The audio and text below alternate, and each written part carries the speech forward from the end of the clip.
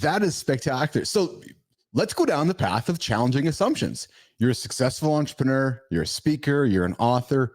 You have clearly challenged many assumptions in your lifetime. You're a Harvard graduate. Talk about rented.com and talk about the assumptions that challenged you to start that business.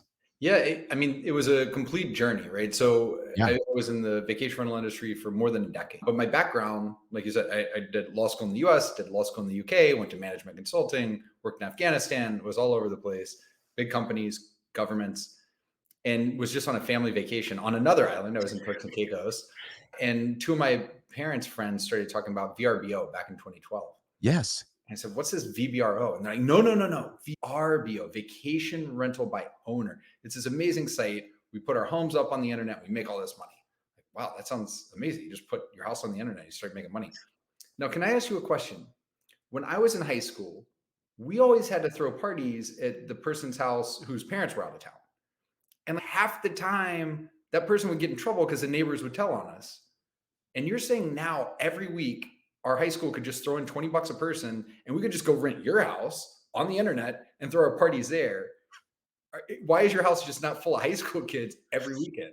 You're like, oh, I have to go look up who it is. I check them on LinkedIn. I do some phone calls, make sure they're okay. Okay. But then how do you get it clean? Presumably you're not just leaving the sheets on the bed between people staying there, but you live in Atlanta and your place is in Florida. You live in Boston, your place is in Vermont. Oh, I hire a local person to go do all this work. And so I just kept asking questions, testing the assumptions. I said, this sounds like it's a lot more work than just putting something on the internet and cashing checks. So, oh yeah, maybe I spend 8 to 10 hours a week doing it. So 8 to 10 hours a week, you're a cardiologist and you're a dentist that owns your own practice. You're billing insurance companies at $500 to $1,000 an hour. What in the world? Are you making $8,000 to $10,000 a week on these homes? Oh no, nowhere near that. I barely make that much over the course of the year. Okay, I'm sorry. You're the kind of person that doesn't mow your own lawn. You don't change your own oil. You pay people to do these things. Why are you not paying somebody to do this? Are there not people that do this for a living? Oh, yeah, they're companies, but they charge too much and they're on commission and they take 40 to 50%. They have no skin in the game. And I don't think it's worth it. I'd rather do it myself. And so I thought back to my negotiation class in law school. I said, wait, without homes like yours, these companies have no job. So why wouldn't owners just force the management companies to bid against each other to tell you exactly what they'll give you over the course of the year? Then they're not charging too much because it's a market competitive price. Mm-hmm. And they have skin in the game because they have on the line to pay you. And they looked at me like I was an idiot. I said, well, yeah, if there's a way to do that, everybody would be doing that. I said, everybody? That sounds like a big market. Like, how big is this market? So I started researching. It was $100 billion, $150 billion market.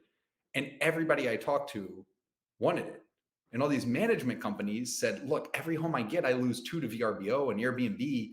Could you help me grow? Okay, well, this could be good. So I went and started this marketplace, Vacation Futures, where an owner would say, hey, in 2024, I'm only going to go to this house these 3 weeks. I'm going to sell the other 49. Who's going to pay me the most? And we started doubling revenue every 2 weeks. It was just crazy, like marketplace dynamics. And then we hit a ceiling. And so we kept testing, why is the ceiling? Do we need more supply? Do we need more buy side? What is the issue? What is the issue? And it took me probably longer than it should. But what I realized was every owner did want this. If you could give me market clearing price, none of the work, and guaranteed, great. Like, I'll sign up. But most of these management companies didn't have the money to do it. They're really small. They're really local. If a hurricane hit, and they've guaranteed all these contracts, they're out of business. They have no choice. COVID hits, right? The first couple of months, they're out of business. So I said, okay, what can we do here? And one of my frontline sales guys said, if all the owners want it, but the management companies don't have the money to do it, could we be the ones that we go give it to the owner and then we hire the management company and take the spread? I said, I don't know, let's test it. So we started testing it and we started making 72% IRR on it. Payoff period 5 months. We're like, this is a money machine. So we raised a big fund, started a separate entity, rented capital, and just started renting up these properties. I had thousands all over the world. And then another one of my employees said, hey, with this number of properties, we should take on revenue management. These local companies, they're good at cleaning beds and toilets and bathrooms and servicing the guests. But they don't have data scientists. They don't have data analysts. They don't know how to price these things. They're not sophisticated like the airlines or the hotels. We should build that out. Built it out. Within 30 days, we're making 30 to 100% more revenue. Same properties, same managers. Whoa, maybe this is its own business. So in 2020, started rented.com as a pricing engine, like you have for airlines and hotels, but Yeah. for Airbnb, a vacation rental space. And so launched that, and then into 22 sold that big private equity roll up. And so it's every single time testing the assumption of like, what is the business here? What is the value we can deliver? And just keep asking and move to the next thing.